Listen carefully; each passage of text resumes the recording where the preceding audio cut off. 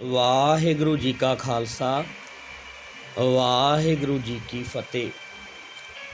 ਗੁਰੂ ਰੂਪ ਗੁਰੂ ਪਿਆਰੀ ਗੁਰੂ ਸਵਾਰੀ ਸਾਧ ਸੰਗਤ ਜੀਓ, ਅੱਜ ਆਪਾਂ ਬਹੁਤ ਹੀ ਜ਼ਰੂਰੀ ਵਿਚਾਰ ਸਾਂਝੀ ਕਰਨ ਲੱਗੇ ਹਾਂ। ਅੱਜ ਆਪਾਂ ਸਿੱਖੀ ਅਤੇ ਕਰਮ ਕਾਂਡ, ਕੋਈ ਸਮਾਂ ਸੀ ਜਦੋਂ ਇਹਨਾਂ ਕਰਮ ਕਾਂਡਾਂ ਤੋਂ ਗੁਰੂ ਨਾਨਕ ਸਾਹਿਬ ਜੀ ਨੇ ਸਾਨੂੰ ਬਾਹਰ ਕੱਢ ਕੇ ਤੇ ਇੰਨੇ ਉੱਚੇ ਲੈਵਲ 'ਤੇ ਪਹੁੰਚਾਇਆ ਸੀ। ਫਿਰ ਅਸੀਂ ਥੱਲੇ ਨੂੰ ਆ ਗਏ। ਜਿਨ੍ਹਾਂ ਚੀਜ਼ਾਂ ਵਾਸਤੇ ਦੂਜੇ ਧਰਮਾਂ ਨੂੰ ਵੀ ਮਨਾ ਕੀਤਾ, ਉਹ ਅੱਜ ਕੰਮ ਅਸੀਂ ਆਪ ਕਰ ਰਹੇ ਹਾਂ। ਮੈਂ ਉਦਾਹਰਣ ਦੇਣਾ, ਜਦੋਂ ਜਗਨਨਾਥਪੁਰੀ ਗਏ ਨੇ, ਉੱਥੇ ਵੀ ਪੰਡਤਾਂ ਨੇ ਕਿਹਾ ਕਿ ਤੁਸੀਂ ਆਰਤੀ ਕਰੋ, ਲੇਕਿਨ ਗੁਰੂ ਸਾਹਿਬ ਜੀ ਨੇ ਕਹਿ ਦਿੱਤਾ ਤੁਸੀਂ ਤਾਂ ਨਿੱਕਾ ਜਿਹਾ ਥਾਲ ਲੈ ਕੇ ਨਾ, ਦੀਵਾ ਇੱਕ ਛੋਟਾ ਜਿਹਾ ਬਾਲ ਕੇ ਤੇ ਇਹਦੀ ਆਰਤੀ ਕਰ ਰਹੇ ਹੋ ਪਰਮਾਤਮਾ ਦੀ। ਕਹਿੰਦੇ ਤੁਸੀਂ ਬਹੁਤ ਛੋਟਾ ਕਰ ਦਿੱਤਾ, ਪਰਮਾਤਮਾ ਨੂੰ ਸੀਮਿਤ ਕਰ ਦਿੱਤਾ। ਲੇਕਿਨ ਇਹ ਸਾਰੀ ਕਾਇਨਾਤ ਉਸ ਦੀ ਆਰਤੀ ਕਰ ਰਹੀ ਹੈ। ਗगन में थाल रव चंद दीपक बने, तारका मंडल जनक मोती, धूप मना लो पवन चवरो करे। कि ये जड़ा ब्रह्मंड है, तुसी तो इन्नी क थाली लैके खड़े हो ना, परमात्मा की आरती ते पूरा ब्रह्मंड एक थाल है। सारी वनस्पति फुल ने, सूरज चंद्रमा तारे, ये सारे उहदे दीवे बल के उहदी आरती ते आप गा रहे ने। अज वेख लो, माफ़ करियो, हजूर साहब विच भी ਆਪਾਂ ਵੇਖਦੇ ਹਾਂ ਕਿ ਘੰਟੀਆਂ ਵਜਾ ਕੇ ਤੇ ਥਾਲੀ ਵਿੱਚ ਅੱਗ ਬਾਲ ਕੇ, ਦੀਵਾ ਬਾਲ ਕੇ ਆਰਤੀ ਕਰ ਰਹੇ ਹੁੰਦੇ ਨੇ, ਜਿਸ ਦੇ ਵਾਸਤੇ ਗੁਰੂ ਸਾਹਿਬ ਜੀ ਨੇ ਸ਼ਬਦ ਉਚਾਰਨ ਕੀਤਾ ਸੀ। ਦੂਜੇ ਤੇ ਸਮਝ ਗਏ, ਲੇਕਿਨ ਕਈ ਧਰਮਾਂ ਨੇ ਇਸ ਪ੍ਰਥਾ ਨੂੰ, ਗੁਰੂ ਨਾਨਕ ਸਾਹਿਬ ਜੀ ਦੀ ਇਹ ਗੱਲ ਸੁਣ ਕੇ ਛੱਡ ਦਿੱਤਾ। ਉਹਨਾਂ ਨੇ ਫਿਰ ਆਰਤੀ ਕਰਨਾ ਕਈ ਜਗ੍ਹਾਵਾਂ 'ਤੇ ਬੰਦ ਕੀਤੀ, ਜਿਨ੍ਹਾਂ ਨੂੰ ਇਹ ਗੱਲ ਸਮਝ ਆ ਗਈ। ਸੋ ਖੈਰ, मैं गल करांगा। दूजा है राशि फल। माफ़ करियो, अज जे असी अखबार साडे घर आउंदा है तो असी सब तो पहला उहदा तीजा या चौथा पन्ना ना छेती तो बाहर कढ़ के वेख पढ़ते हैं। तो उहदा कारण की है? क्योंकि उहदे विच राशिफल लिखिया हुंदा है। हुण वेखो, राशिफल दा दो बेस ने। एक तो ਨਾਂ ਦਾ ਪਹਿਲਾ ਅਕਸ਼ਰ ਹੋ ਗਿਆ, ਉਹਦੇ ਨਾਲ ਜਿਹੜੇ ਪਾਂਡੇ ਨੇ, ਕਰਮਕਾਂਡੀ ਨੇ, ਆਪਣੀ ਆਪਣੀ ਦੁਕਾਨਾਂ ਖੋਲ੍ਹ ਕੇ ਬੈਠੇ ਨੇ ਤੇ ਬਹੁਤ ਵੱਡੇ ਵੱਡੇ ਨਿਊਜ਼ ਚੈਨਲਾਂ 'ਤੇ ਵੀ ਬੈਠੇ ਹੋਏ ਨੇ। ਇੰਨਾ ਅੰਧ ਵਿਸ਼ਵਾਸ ਫੈਲ ਚੁੱਕਿਆ ਹੈ। ਚਲੋ ਦੂਜੇ ਧਰਮਾਂ ਦੇ ਵਿੱਚ ਇਹ ਚੀਜ਼ ਸੀ, ਸਮਝ ਆ ਗਈ, ਚਲੋ ਕੋਈ ਗੱਲ ਨਹੀਂ, ਉਹਨਾਂ ਦਾ ਸਿਸਟਮ ਇਸ ਤਰ੍ਹਾਂ ਦਾ ਬਣਿਆ ਹੋਇਆ। ਲੇਕਿਨ ਸਿੱਖਾਂ ਦੇ ਵਿੱਚ ਵੀ ਅੱਜ, ਕਿਉਂਕਿ ਮੈਂ ਆਪ ਕਈ ਥਾਵਾਂ 'ਤੇ ਵੇਖਿਆ, ਕਈਆਂ ਨੇ ਮੈਨੂੰ ਆ ਕੇ ਨਾ, ਸਿੱਖਾਂ ਨੇ ਕੁੰਡਲੀਆਂ ਦਾ ਪੁੱਛਿਆ, ਕਹਿੰਦੇ ਸਾਡੇ ਬੱਚੇ ਦੀ ਕੁੰਡਲੀ ਵੇਖ ਕੇ ਦੱਸੋ ਕੋਈ ਇਹਦੇ ਵਿੱਚ ਦੋਸ਼ ਤਾਂ ਨਹੀਂ ਹੈ। ਕੁੜੀ ਦੀ ਅਤੇ ਮੁੰਡੇ ਦੀ ਲਿਆ ਕੇ ਦੱਸਿਆ ਕਿ ਇਹਦੇ ਨਾਲ ਵਿਆਹ ਕਰਨ ਲੱਗਿਆ ਸਾਡਾ ਮੁੰਡਾ, ਇਹਨਾਂ ਦੀ ਰਾਸ਼ੀ ਫਲ ਵੇਖ ਲਓ। ਮੈਂ ਕਿਹਾ ਇਹ ਹੱਥ ਜੋੜੇ, ਇਹ ਕੰਮ ਮੈਨੂੰ ਨਹੀਂ ਆਉਂਦੇ, ਇਹ ਕੰਮ ਬਾਬਿਆਂ ਕੋਲੋਂ ਕਰਵਾ ਲਓ। ਬਾਬਿਆਂ ਨੂੰ ਇਹ ਕੰਮ ਬਹੁਤ ਅੱਛੀ ਤਰੀਕੇ ਦੇ ਨਾਲ ਆਉਂਦੇ ਨੇ। मैं साफ साफ उन्होंने इनकार कर दिता। मैं क्या उन्होंने, मैं क्या नहीं, ये काम मेरे वस का नहीं। हुण वेखो, जे नां दे हिसाब दे नाल असी राशिफल नूं चलो एक मिनट वास्ते मन भी लईए कि नाम दे नाल राशिफल हुंदा है, ते की तुहाडी जिंदगी विच होना है, चंगा की बुरा होना है, वो सारा कुछ पांडे दस दिंदे ने। हुण वेखो, रावण, ध्यान दे नाल हुण गल नूं समझना, रावण दी अते राम दी राशि इक्को सी, लेकिन दोनों का हशर अलग अलग होया। जे अज दे जमाने की भी मैं गल करा, पुरातन छड्ड दो जे तुसीं नहीं मानते उस चीज़ नूं, ओबामा जिहड़ा अमेरिका का राष्ट्रपति सी अते ओसामा, दोवां दी राशि बराबर सी, लेकिन दोवां दे काम भी वख-वख ने, ते दोनों का जिहड़ा मिजाज है, जिहड़ी सोचनी है, एक अपने देश नूं बचाना चाहता है, दूजा उसनूं खत्म करना चाहता है। राशि इक्को ही है। तो जे असी टाइम के हिसाब दे नाल राशि नूं मनीए तो 1 मिनट विच ਪੂਰੇ ਸੰਸਾਰ ਦੇ ਵਿੱਚ ਹਜ਼ਾਰਾਂ ਦੇ ਹਿਸਾਬ ਦੇ ਨਾਲ ਬੱਚੇ ਪੈਦਾ ਹੋ ਰਹੇ ਨੇ, ਲੇਕਿਨ ਉਹਨਾਂ ਦੀ ਰਾਸ਼ੀ ਵੱਖ-ਵੱਖ ਕਿੱਦਾਂ ਹੋ ਜਾਂਦੀ ਹੈ। ਫਿਰ ਭਾਵੇਂ ਦੋਵੇਂ ਬੇਸ ਗੁਰਮਤ ਦੇ ਅਨੁਸਾਰ ਖਰੇ ਨਹੀਂ ਉਤਰਦੇ, ਸਿਰਫ ਇਹ ਵਹਿਮ ਅਤੇ ਭਰਮ। ਹੁਣ ਵੇਖੋ ਪੰਡਿਤ ਕਰਦੇ ਕੀ ਨੇ, ਇਨਸਾਨਾਂ ਦਾ ਹੱਥ ਵੇਖਦੇ ਨੇ। ਪੁੱਛੋ ਕੀ ਕਰ ਰਹੇ ਹੋ, ਕਹਿੰਦੇ ਲਕੀਰਾਂ ਵੇਖ ਕੇ ਦੱਸ ਦਿੰਦੇ ਹਾਂ ਅਸੀਂ। ਲੇਕਿਨ ਲਕੀਰਾਂ ਕੇਵਲ ਇਨਸਾਨਾਂ ਦੇ ਅੰਦਰ ਹੱਥਾਂ ਦੇ ਵਿੱਚ ਨਹੀਂ ਹੁੰਦੀਆਂ ਵਾ। ਮੈਂ ਤੁਹਾਨੂੰ ਕਲੀਅਰ ਕੱਟ ਗੱਲ ਦੱਸਾਂ, ਇਨਸਾਨਾਂ ਦਾ ਹੱਥ ਵੇਖ ਕੇ ਉਸ ਤੋਂ ਬਾਅਦ ਉਹ ਕਹਿੰਦੇ ਨੇ ਸਾਨੂੰ ਦਸ਼ਣਾ ਦਿਓ। ਉਹਨਾਂ ਨੂੰ ਪਤਾ ਇਹ ਬੰਦੇ ਪੈਸੇ ਦੇ ਦੇਣਗੇ ਸਾਨੂੰ, ਅਸੀਂ ਇਹਨਾਂ ਦਾ ਹੱਥ ਵੇਖ ਲਈਏ, ਜੋ ਮਰਜ਼ੀ ਕਹਿ ਦਈਏ, ਇਹਨਾਂ ਨੂੰ ਕਿਹੜਾ ਪਤਾ ਹੈ।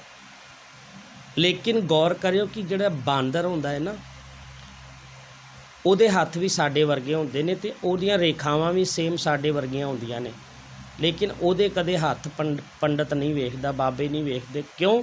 ਕਿਉਂਕਿ ਉਸ ਦੇ ਨਾ ਜੇਬ ਨਹੀਂ ਲੱਗੀ ਹੋਈ। ਜੇ ਉਹਦੇ ਵੀ ਜੇਬ ਵਿੱਚ ਪੈਸੇ ਹੁੰਦੇ, ਮੈਂ ਗਰੰਟੀ ਨਾਲ ਕਹਿੰਦਾ ਪਾਂਡਿਆਂ ਨੇ ਉਹਨੂੰ ਵੀ ਨਹੀਂ ਛੱਡਣਾ ਸੀ, ਉਹਦਾ ਵੀ ਹੱਥ ਵੇਖ ਕੇ ਭਵਿੱਖ ਦੱਸ ਦੇਣਾ ਸੀ। ਸੋ ਮੈਂ ਇਸ ਕਰਕੇ ਆਪ ਸਾਰਿਆਂ ਨੂੰ ਇੱਕ ਕਲੀਅਰ ਗੱਲ ਕਰਾਂ। ਅੱਜ ਵੇਖੋ ਮੈਂ ਹੈਰਾਨ ਹੁੰਦਾ ਵਾਂ ਕਿ ਚਲੋ ਹਿੰਦੂ ਨਿੰਬੂ ਮਿਰਚਾਂ ਟੰਗਦੇ ਨੇ ਸ਼ਨੀ ਦੇਵ ਤੋਂ ਬਚਣ ਵਾਸਤੇ, ਚਲੋ ਉਹਨਾਂ ਦਾ ਸਿਸਟਮ ਬਣਿਆ ਹੋਇਆ ਹੈ, ਲੇਕਿਨ ਮੈਂ ਸਿੱਖਾਂ ਦੀ ਦੁਕਾਨ ਦੇ ਵਿੱਚ, ਸਿੱਖਾਂ ਦੀ ਗੱਡੀਆਂ ਦੇ ਵਿੱਚ ਨਿੰਬੂ ਮਿਰਚਾਂ ਸ਼ਨੀਵਾਰ ਨੂੰ ਟੰਗੀਆਂ ਹੁੰਦੀਆਂ ਨੇ। ਬਹੁਤ ਅਫਸੋਸ ਹੁੰਦਾ ਹੈ। ਅਤੇ ਮੈਂ ਤਕਰੀਬਨ ਰਿਸਰਚ ਕੀਤੀ, ਕੇਵਲ ਦਿੱਲੀ ਦੇ ਵਿੱਚ ਉਸ ਦਿਨ ਘੱਟੋ ਘੱਟ 3.5 ਕਰੋੜ ਦੇ ਨਿੰਬੂ ਅਤੇ ਮਿਰਚਾਂ ਨੂੰ ਵੇਸਟ ਕਰ ਦਿੱਤਾ ਜਾਂਦਾ ਹੈ। ਅਤੇ ਵੇਖੋ ਇਨਸਾਨ ਕਿੰਨਾ ਸ਼ਾਤਿਰ ਹੈ, ਦੇਵਤਿਆਂ ਨੂੰ ਵੀ ਪਾਗਲ ਬਣਾ ਦਿੰਦਾ ਹੈ। ਉਹਨੇ ਕੀ ਕੀਤਾ ਕਿ ਇਹ ਹਰ ਹਫਤੇ ਆਉਂਦਾ ਹੈ ਅਤੇ ਸ਼ਾਮ ਤੱਕ ਨਿੰਬੂ ਮੁਰਝਾ ਜਾਂਦਾ ਹੈ, ਮੁੜ ਕੇ ਫਿਰ ਬਾਰ-ਬਾਰ ਪੈਸੇ ਦੇਣੇ ਪੈਂਦੇ ਨੇ, ਅਤੇ ਇੱਕੋ ਵਾਰੀ ਪਲਾਸਟਿਕ ਦਾ ਨਿੰਬੂ ਅਤੇ ਪਲਾਸਟਿਕ ਦੀਆਂ ਮਿਰਚਾਂ ਲਾ ਕੇ ਨਾ ਇੱਕੋ ਵਾਰੀ ਟੰਗ ਦਿਓ। ਦੱਸੋ ਸ਼ਨੀ ਦੇਵ ਨੂੰ ਇਹ ਵੀ ਨਹੀਂ ਪਤਾ ਲੱਗ ਰਿਹਾ ਕਿ ਇਹ ਨਕਲੀ ਪਲਾਸਟਿਕ ਦੀਆਂ ਮਿਰਚਾਂ ਅਤੇ ਨਿੰਬੂ ਹੈ, ਅਤੇ ਉਸ ਦੇਵਤੇ ਨੂੰ ਅਸੀਂ ਨਿੰਬੂ ਮਿਰਚਾਂ ਨਾਲ ਖੁਸ਼ ਕਰਨ ਵਿੱਚ ਲੱਗੇ ਹੋਏ ਆ। ਇਹ ਤਾਂ ਸਾਡੀ ਮਾਨਸਿਕਤਾ ਹੈ ਸਿੱਖਾਂ ਦੀ। ਜਿਹੜੇ ਇਹ ਸਾਡੇ ਕੰਮ ਨੇ ਨਾ, ਰਾਸ਼ੀ ਵੇਖਣੀ, ਕਿਉਂਕਿ ਬੱਚੇ ਸਾਰੇ ਇਸ ਚੀਜ਼ ਨੂੰ ਵੇਖ ਰਹੇ ਹੁੰਦੇ ਨੇ, ਅਤੇ ਵੱਡੇ ਹੋ ਕੇ ਫਿਰ ਉਹ ਵੀ ਇਹਨਾਂ ਕਰਮ ਕਾਂਡਾਂ ਦੇ ਵਿੱਚ ਫਸ ਜਾਣਗੇ। ਹੁਣ ਯਹੂਦੀ ਜਿਹੜੇ ਹੁੰਦੇ ਨੇ ਨਾ, ਹੁਣ ਜਿੱਦਾਂ ਹੁਣ ਇੰਡੀਆ ਦੀ ਗੱਲ ਕਰ ਲਈਏ ਆਪਾਂ, ਜਦੋਂ ਪੇਪਰ ਸ਼ੁਰੂ ਹੁੰਦੇ ਨੇ ਨਾ ਬੱਚਿਆਂ ਦੇ, ਅਤੇ ਮਾਂ ਪਿਓ ਅਕਸਰ ਜਾਂ ਤਾਂ ਗੁਰਦੁਆਰਿਆਂ ਵਿੱਚ ਅਰਦਾਸ ਕਰਾਉਣਗੇ ਜਾਂ ਬਾਬਿਆਂ ਕੋਲ ਜਾਣਗੇ ਕਿ ਸਾਡਾ ਬੱਚਾ ਪਾਸ ਹੋ ਜਾਏ, ਲੇਕਿਨ ਘਰ ਦੇ ਵਿੱਚ ਉਹਨਾਂ ਨੇ ਉਹੀ ਮਾਹੌਲ ਰੱਖਣਾ ਹੈ, ਟੈਨਸ਼ਨ ਵਾਲਾ। ਹੌਸਲਾ ਨਹੀਂ ਦੇਣਾ ਬੱਚਿਆਂ ਨੂੰ। ਇੱਥੇ ਤੱਕ ਕਿ ਟੀਵੀ ਅਤੇ ਫੋਨਾਂ ਦੇ ਵਿੱਚ ਵੀ ਇਹੀ ਆ ਰਿਹਾ ਹੁੰਦਾ ਹੈ ਕਿ ਐਗਜ਼ਾਮ ਦਾ ਟਾਈਮ ਤੋਂ ਚੱਲ ਰਿਹਾ ਹੈ, ਟੈਨਸ਼ਨ ਹੋਣਾ ਤੋਂ ਲਾਜ਼ਮੀ ਹੈ। ਉਹਨੂੰ ਨੈਗੇਟਿਵ ਐਨਰਜੀ ਪਾ ਰਹੇ ਨੇ। ਬੱਚੇ ਨੂੰ ਮਾਹੌਲ ਚਾਹੀਦਾ ਹੈ, ਅਰਦਾਸਾਂ ਦੇ ਨਾਲ ਪਾਸ ਨਹੀਂ ਹੁੰਦਾ। ਤੁਹਾਡਾ ਬੱਚਾ ਹੁਣ ਪੜ੍ਹੇ ਨਾ, ਪੇਪਰਾਂ ਵਿੱਚ ਕੁਝ ਲਿਖੇ ਨਾ, ਅਤੇ ਤੁਸੀਂ ਅਰਦਾਸ ਕਰ ਦਿਓ, ਅਤੇ ਬੱਚਾ ਵੀ ਉੱਥੇ ਅਰਦਾਸ ਕਰਕੇ ਅਤੇ ਪੇਪਰ ਜਮ੍ਹਾਂ ਕਰਕੇ ਆ ਜਾਏ ਕਿ ਉਹ ਪਾਸ ਹੋ ਜਾਵੇਗਾ। ਇਹ ਸਵਾਲ ਹੈ, ਅਤੇ ਇਸ ਦਾ ਜਵਾਬ ਤੁਸੀਂ ਆਪਣੇ ਆਪ ਤੋਂ ਮੰਗਣਾ। ਉਹਦੇ 'ਚ ਬਾਬਾ ਕੀ ਕਰ ਲਏਗਾ? ਬਾਬੇ ਨੇ ਆ ਕੇ, ਪੰਡਤ ਨੇ ਆ ਕੇ ਕੀ ਕਰਨਾ ਹੈ ਉਹਦੇ ਵਿੱਚ? ਅਤੇ ਦੂਜਾ, ਜਿਹੜੇ ਯਹੂਦੀ ਨੇ ਨਾ, ਜਦੋਂ ਐਗਜ਼ਾਮ ਹੋਣ ਵਾਲੇ ਹੁੰਦੇ ਨੇ ਬੱਚਿਆਂ ਦੇ, ਉਹ ਆਪਸ ਵਿੱਚ ਬੈਠ ਕੇ ਨਾ, ਜਿਹੜੇ ਵੱਡੇ ਘਰ ਵਿੱਚ ਹੁੰਦੇ ਨੇ 3-4, ਜਿਹੜੇ ਹਸਬੈਂਡ ਵਾਈਫ ਹੋ ਗਏ, ਉਹਨਾਂ ਦੇ ਮਾਂ ਪਿਓ ਹੋ ਗਏ ਨਾ, ਬੱਚਾ ਜਦੋਂ ਸਕੂਲ ਚਲਾ ਜਾਂਦਾ ਹੈ ਨਾ, ਪੇਪਰਾਂ ਦਾ ਟਾਈਮ ਸ਼ੁਰੂ ਹੋ ਜਾਂਦਾ ਹੈ, ਅਤੇ ਉਹ ਆਪਸ ਵਿੱਚ ਮੀਟਿੰਗ ਕਰਦੇ ਨੇ ਕਿ ਜਦੋਂ ਤੱਕ ਸਾਡੇ ਬੱਚੇ ਦੇ ਪੇਪਰ ਚੱਲ ਰਹੇ ਨੇ, ਅਸੀਂ ਘਰ ਦੇ ਵਿੱਚ ਕੋਈ ਰੌਲਾ ਨਹੀਂ ਪਾਉਣਾ, ਕੋਈ ਨਸ਼ਾ ਨਹੀਂ ਕਰਨਾ, ਅਤੇ ਆਪਸ ਵਿੱਚ ਬਹਿਸਬਾਜ਼ੀ ਨਹੀਂ ਕਰਨੀ, ਕੋਈ ਜ਼ਿਆਦਾ ਲਾਊਡ ਮਿਊਜ਼ਿਕ ਨਹੀਂ ਚਲਾਉਣਾ। ਬੱਚੇ ਨੂੰ ਇੱਕ ਮਤਲਬ ਸ਼ਾਂਤੀ ਵਾਲਾ ਮਾਹੌਲ ਦੇਣਾ ਹੈ। ਅਤੇ ਵੇਖ ਲਓ ਯਹੂਦੀਆਂ ਦੇ ਬੱਚੇ ਅੱਜ ਕਿੱਥੇ ਪਹੁੰਚੇ ਹੋਏ ਨੇ। ਉਹ ਤਾਂ ਨਹੀਂ ਕਰਦੇ ਅਰਦਾਸ।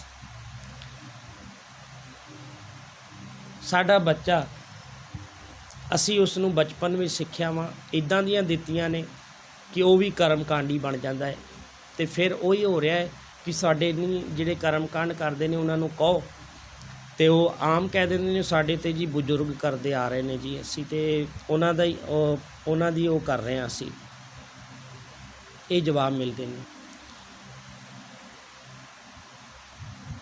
ਸੋ ਇਸ ਕਰਕੇ ਬੱਚਿਆਂ ਨੂੰ ਅਸੀਂ ਉੱਦਾਂ ਦਾ ਮਾਹੌਲ ਦਈਏ, ਉਹਨਾਂ ਨੂੰ ਪੜ੍ਹਾਈਏ ਲਿਖਾਈਏ, ਨਾ ਕਿ ਅਸੀਂ ਉਹਨਾਂ ਨੂੰ ਕਰਮ ਕਾਂਡਾਂ ਦੇ ਵਿੱਚ ਪਾ ਦਈਏ। ਇਹ ਸਾਡੇ ਬੱਚਿਆਂ ਦੇ ਵਾਸਤੇ ਅਸੀਂ ਆਪ, ਹੁਣ ਮੈਂ ਜੇ ਪੰਜਾਬ ਦੇ ਵਿੱਚ, ਕਿਉਂਕਿ ਮੇਰਾ ਬਹੁਤ ਬਚਪਨਾ ਪੰਜਾਬ ਵਿੱਚ ਹੀ ਲੰਘਿਆ,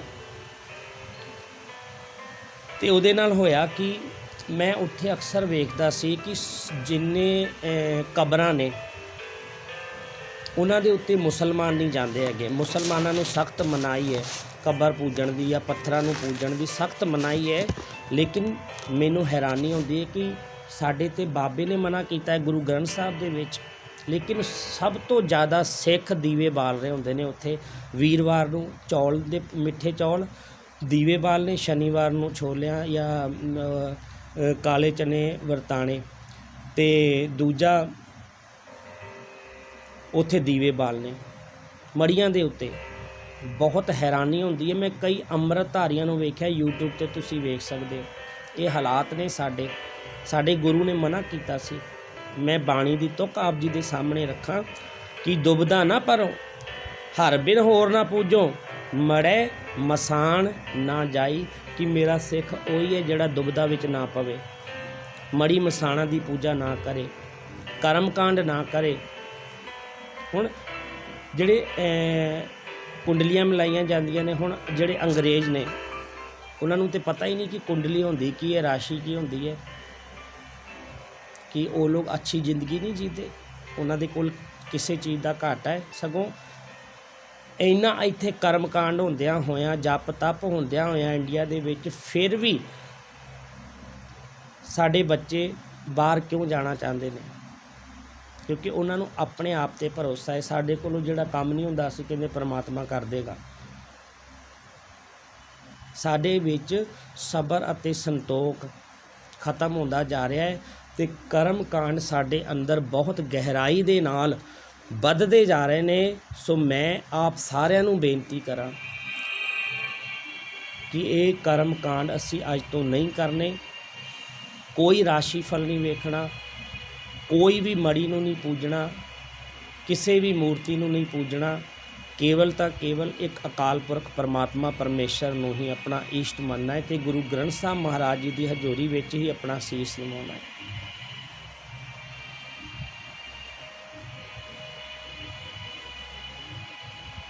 ਅਤੇ ਇਸ ਕਰਕੇ ਅਸੀਂ ਉਸ ਅਕਾਲ ਪੁਰਖ ਦਾ ਹੁਕਮ ਮੰਨੀਏ, ਭਾਣਾ ਮੰਨਣਾ ਸਿੱਖ ਜਾਈਏ, ਅਤੇ ਅਸੀਂ ਇਹਨਾਂ ਦੁਵਿਧਾ ਵਿੱਚੋਂ ਨਿਕਲ ਸਕਦੇ ਹਾਂ। ਹੁਣ ਮੈਨੂੰ ਹੈਰਾਨੀ ਹੁੰਦੀ ਹੈ ਕਿ ਮੀਰ ਮੰਨੂ ਦੀ ਜੇਲ੍ਹ ਵਿੱਚ, ਇਹ ਗੌਰ ਗੱਲ ਨਾਲ ਧਿਆਨ ਨਾਲ ਗੱਲ ਨੂੰ ਸਮਝਣਾ, ਇਸ ਗੱਲ ਨੂੰ ਬਹੁਤ ਕੁਝ ਸਿੱਖਣ ਵਾਸਤੇ ਮਿਲੇਗਾ। ਸ਼ਾਇਦ ਜੀਵਨ ਦੇ ਵਿੱਚ ਤਬਦੀਲੀ ਆ ਜਾਵੇ। ਸ਼ੁਕਰਾਨਾ ਜਿਹੜਾ ਸਭ ਤੋਂ ਵੱਡਾ ਬੇਸ ਹੈ, ਉਹਦਾ ਹੁਕਮ ਮੰਨਣਾ, ਉਹਦੇ ਭਾਣੇ ਵਿੱਚ ਰਹਿਣਾ, ਭਾਵੇਂ ਦੁੱਖ ਹੋਵੇ ਭਾਵੇਂ ਸੁੱਖ ਹੋਵੇ। ਮੀਰ ਮੰਨੂ ਨੇ ਹੁਣ ਕੀਤਾ ਕਿ ਕਿਉਂਕਿ ਸਿੱਖ ਉਸ ਟਾਈਮ ਬਹੁਤ ਘੱਟ ਤਾਦਾਦ ਦੇ ਵਿੱਚ ਰਹਿ ਗਏ ਸਨ ਅਤੇ ਜੰਗਲਾਂ ਦੇ ਵਿੱਚ ਚਲੇ ਗਏ ਸਨ, ਅਤੇ ਪਿੰਡਾਂ ਦੇ ਵਿੱਚ ਜਿਹੜੀਆਂ ਬੀਬੀਆਂ ਰਹਿ ਗਈਆਂ ਸੀ, ਉਹਨਾਂ ਨੇ ਨਾ ਰੋਜ਼ ਬਾਣੀ ਪੜ੍ਹਦਿਆਂ ਹੋਇਆ ਪ੍ਰਸ਼ਾਦੇ ਤਿਆਰ ਕਰਨੇ, ਅਤੇ ਫਿਰ ਸਿੰਘਾਂ ਨੂੰ ਜਾ ਕੇ ਉਹਨਾਂ ਨੇ ਉਹ ਸੇਵਾ ਕਰਨੀ। ਅਤੇ ਮੀਰ ਮੰਨੂ ਨੂੰ ਪਤਾ ਲੱਗਿਆ ਕਿ ਇਹ ਬੀਬੀਆਂ ਨਾ ਉਹਨਾਂ ਦੀ ਸੇਵਾ ਕਰਦੀਆਂ ਨੇ, ਜੰਗਲਾਂ ਵਿੱਚ ਜਿਹੜੇ ਭੱਜ ਗਏ ਨੇ ਸਿੱਖ।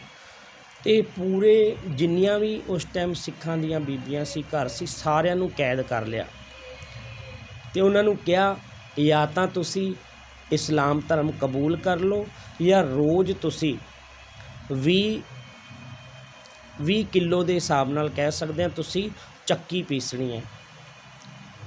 20 ਕਿਲੋ ਅਨਾਜ ਬਹੁਤ ਹੁੰਦਾ ਹੈ, ਜੇ ਹੱਥਾਂ ਨਾਲ ਚੱਕੀ ਪੀਸਣੀ ਪਵੇ ਬਹੁਤ ਜ਼ੋਰ ਲੱਗਦਾ ਹੈ ਚੱਕੀ ਪੀਸਣ ਵਿੱਚ। ਅਤੇ ਨਾਲ ਹੀ ਉਹਨਾਂ ਦੇ ਨਿੱਕੇ ਨਿੱਕੇ ਬੱਚੇ ਸੀ, ਉਹਨਾਂ ਨੂੰ ਵੀ ਚੁੱਕ ਕੇ ਲੈ ਆਂਦਾ। ਉਹਨਾਂ ਨੂੰ ਕਿਹਾ ਜਾਂ ਤਾਂ ਤੁਸੀਂ ਮੁਸਲਮਾਨ ਧਰਮ ਕਬੂਲ ਕਰ ਲਓ, ਅਸੀਂ ਤੁਹਾਨੂੰ ਬਖਸ਼ ਦੇਵਾਂਗੇ, ਅਤੇ ਜਾਂ ਫਿਰ ਤੁਸੀਂ ਇੱਥੇ ਜੇਲ੍ਹ ਵਿੱਚ ਰਹਿ ਕੇ ਅਤੇ ਸਾਰੀ ਉਮਰ ਤੁਸੀਂ ਚੱਕੀ ਪੀਸਣੀ ਹੈ। ਲੇਕਿਨ ਉਹਨਾਂ ਨੇ ਭਾਣਾ ਮੰਨਿਆ ਉਸ ਅਕਾਲ ਪੁਰਖ ਦਾ, ਮੁਸਲਮਾਨ ਧਰਮ ਕਬੂਲ ਨਹੀਂ ਕੀਤਾ, ਅਤੇ ਫਿਰ ਉਹਨਾਂ ਨੂੰ ਸਜ਼ਾ ਦਿੱਤੀ ਗਈ ਭੁੱਖ ਦੀ, ਕਿਉਂਕਿ ਇੱਕ ਭੁੱਖ ਵੀ बहुत वड्डा तसीहा है, बहुत वड्डी सज़ा है साध संगत जीओ। भुखे नूं पुछो कि जे उन्होंने रोटी नहीं मिलती उहदे अंदर होंदा की है। सारा दिन उन्होंने चक्की पीसनी, शाम नूं खन्नी रोटी पाओ, अद्धी रोटी सुक्की हुई, कोई सब्जी नहीं कुछ नहीं, ते नाल अद्धा बाटा पानी का, बस ये उन्हां दी खुराक सी कि जदों असीं इदां करांगे 4-5 दिन तो ये आपे ही कहणगे ठीक है असीं मुसलमान बनन तैयार है। तो वो रोटी भी मावां जिहड़े उन्हां दे निक्के निक्के बच्चे सी ते उन्हां दा आगू पता है कौन सी? लखी शाह वणजारे दी बच्ची जिहड़ी कि भाई मनी सिंह दे नाल विआही होई सी, वो उस टाइम उस जेल विच सी ते वो उन्हां दी हैड सी। ते उन्हां ने ही जज्बा पाया कि आपां डोलना नहीं है, ये गुरु दे ते इन्हां दे विच असी एक नूं चुनना है ते इन्हां नूं असी दस देना है कि असी गुरु तो मूँह नहीं मोड़ सकते, जान दे सकते हैं। तो वो अद्धी रोटी भी उन्हां नूं मिलदी है ते बच्चे कुरला रहे होंदे ने, रो रहे होंदे ने। मावां की करदियां ने, दाल सब्जी नहीं होंदी सी ते वो रोटी ना पहला गिल्ली कर करके ना थोड़ी थोड़ी पानी दे विच उन्हां बच्चों नूं देनी, ते एक टुकड़ा या अद्धी टुकड़ी जे बच गई तो आप खा लैनी, पानी पी के सौ जाना। जदों 3-4 दिन बाद पुछया गया कि हाँ हुण दसो बनन वास्ते तैयार हो मुसलमान, जज्बे नाल क्या नहीं, साडा गुरु इक्को एक वो अकाल पुरख परमात्मा है, असी गुरु गोबिंद सिंह महाराज की बच्चियां वां, तुसी सानू भावें ये अद्धी रोटी भी ना दो, भावें मार दो, फिर भी असी गुरु तो दूर नहीं होवांगे। फिर की कीता उन्होंने दूजे दिन तो जिहड़ी गर्भवती बीबियां सी उन्हां नूं तसीहे देण वास्ते, मतलब होर ज़्यादा प्रेशर पाउण वास्ते उन्हां नूं 2 जल्लादां ने, एक ने बाहां फड़ियां, एक ने हत्थ फड़े हुए ने, जमीन ते लिटाया है। साध संगत जीओ ये कोई कहण दीयां गल्लां नहीं, एक एक गल सच इतिहास दे विच लिखी हुई है कि गर्भवती मावां दे ढिड दे उत्ते पत्थर मार मार के बच्चों नूं मार दिता गया। फिर पूछा गया कि हुण दसो मुसलमान धर्म कबूल है, कहंदे नहीं कबूल। उस तो बाद तीजी वारी ये सोचा गया कि इन्हां दे बच्चों नूं खो के ना उत्ते नूं सुट्टना है ते थल्ले नेजा कर देना है, थल्ले आके ठा करके बच्चा वजदा सी ते मर जांदा सी। वो इत्थे ही बस नहीं, बच्चे नूं लकड़ी दे मोढे दे उत्ते रख के मुड़ दे उहदे निक्के निक्के टुकड़े करके उहदे हार बना के मावां दे गले विच पा के पुछया जांदा सी कि हुण दस कि तुहानूं मुसलमान धर्म कबूल है? कहंदियां नहीं। फिर भी बच्चे कट्टे गए ने, हार गले दे विच पए ने, रात नूं सौण लग्गियां की कहंदे ने अरदास होंदी है, कहंदे ने हे अकाल पुरख परमात्मा 4 पहर रैन, 4 पहर दिन सुख नाल बतीत होया है, 4 पहर रैन आइए सुखा नाल बतीत करवाई, परमात्मा किरपा करिए असी डोल ना जाइए, तेरे तो मुँह ना मोड़िए मेरे दातिया, भावें जो मर्जी हो जाए। ये बच्चे सी तू दिते सी, तू ही ले ले दाता, ये तेरा ही, तेरिया ही खेडा ने, जो जो तेरा हुक्म तिवै तिव होवना, दातार जह जह रखे आप तह जाए खलोवना, जिद्दां तैनूं भाउंदा है तू कर रहा है। तो फिर दूजे दिन तो वही रूटीन शुरू हो जाता सी। कहंदे मीर मन्नू भी ये गल्लां देख के रो रो के पागल हो गया सी कि हैं ये है सिक्खी। ते गुरु प्यारिओ अज साडे घर दे हालात वेखो, साडे घर कोई किसी चीज़ की कमी नहीं है, फ्रिजां भरियां पईयां ने, पैसे पए हुए ने, बैडां ते असीं बैठे होए हां, फिर भी असी रोंदे रहिंदे आ, ये नहीं दिता तू, ये नहीं दिता परमात्मा, फिर भी साडे कोलों परमात्मा दा नाम नहीं लिया जाता, फिर भी सानू उस परमात्मा ते अटल यकीन नहीं है। असी राशियां विखांदे आ, ये कर्म कांड करदे आ। मैनूं ते हैरानी आउंदी है कई जगह जदों अखंड पाठ रखण जाईदा, गुरु साहब जी नूं लैके जाईदा ते वो सिख परिवार अंमृतधारी तेल चोरे हुंदे ने, बहुत दुख हुंदा है जदों उन्हां नूं कहो ते कई वारी वो लड़ पैंदे ने। इस करके इन्हां कर्म कांडां तो निकल जाइए, नहीं तो साडे बच्चे इन्हां दी बेड़ियां कदे खोल नहीं पाणगे। ਕਦੇ ਆਜ਼ਾਦ ਨਹੀਂ ਹੋ ਪਾਣਗੇ ਉਹ।